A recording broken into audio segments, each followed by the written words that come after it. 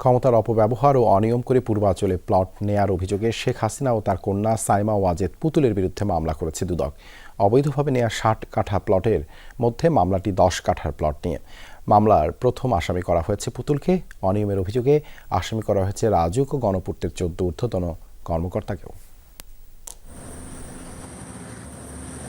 বালু নদীর পাড়ে পূর্বাচল প্রকল্পের ডিপ্লোম্যাটিক জোনের ২৭ নম্বর সেক্টরে ২০৩ নম্বর রোডের এক সারিতে ৬টি প্লট, পুরো ৬০ কাঠা প্লটের চারপাশ ঘেরা প্রাচীর দিয়ে। পরিবেশের জন্য গুরুত্বপূর্ণ এই জোনে প্লট বরাদ্দের ক্ষেত্রে কাঠাপ্রতি নির্ধারিত ছিল ৩ লাখ টাকা। সেক্ষেত্রে প্রতিটি প্লটের মূল্য ধরা হয়েছিল মাত্র ৩০ লাখ টাকা। ৬০ কাঠা প্লটের ১০ কাঠার একটি প্লট শেখ হাসিনা কন্যা সাইমা ওয়াজেদ পুতুলের। ২০২২ সালের ২ নভেম্বর তার নামে ১৭ নম্বর প্লটটি বরাদ্দ করা হয়েছিল। এর পাশেই শেখ হাসিনা ও জয়ের প্লটটি বরাদ্দ দিয়েছিল রাজুক। পূর্বাঞ্চলের যে স্থানে হওয়ার কথা ছিল গ্রিন জোন, তা ভেঙে প্লটগুলো করা হয়েছিল শেখ হাসিনা ও তার পরিবারের জন্য। মায়ের ক্ষমতার অপব্যবহারে এ প্লট পেয়েছিলেন পুতুল। প্রাথমিক অনুসন্ধানে এসবের প্রমাণ পেয়েছে দুদক। পুতুলকে ১ নম্বর ও সাবেক প্রধানমন্ত্রী শেখ হাসিনাকে ২ নম্বর আসামি করে মামলা করেছে সংস্থাটি।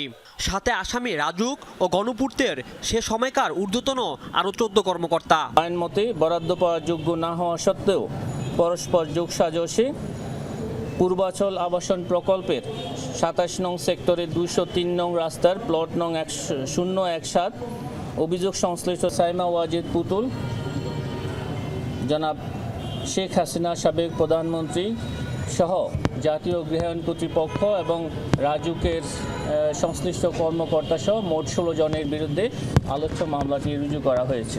দুদক জানায় বাকি ৫০ কাঠার প্লট নিয়েও অনুসন্ধান চলছে। পাওয়া যাচ্ছে ক্ষমতার অপব্যবহারের নানা প্রমাণ। অভিযোগটা এখানে ৬০ কাঠা নিয়ে আমরা আপনাদেরকে শীঘ্রই বাকিগুলো সম্পর্কেও আপনারা তথ্যাদি পাবেন। আওয়ামী লীগ সরকার পতনের পর সাবেক প্রধানমন্ত্রী শেখ হাসিনা ও তার পরিবারের বিরুদ্ধে প্রায় ৮০,০০০ কোটি টাকার দুর্নীতির অভিযোগ উঠেছে। এর মধ্যে রয়েছে রূপপুর পারমাণবিক বিদ্যুৎ কেন্দ্র, বিমানবন্দরের ৩র্ড টার্মিনাল নির্মাণ সহ ৯টি মেগা প্রকল্পের বড় দুর্নীতির অভিযোগ। এছাড়াও বিদেশে অর্থ পাচার সহ নানা দুর্নীতির অভিযোগ শেখ হাসিনার পরিবারের বিরুদ্ধে। বেনিফিশিয়ারি যারা যারা আছেন সকলকে এখানে অন্তর্ভুক্ত করা হয়েছে। রাজীব আহমেদ, যমুনা নিউজ, ঢাকা।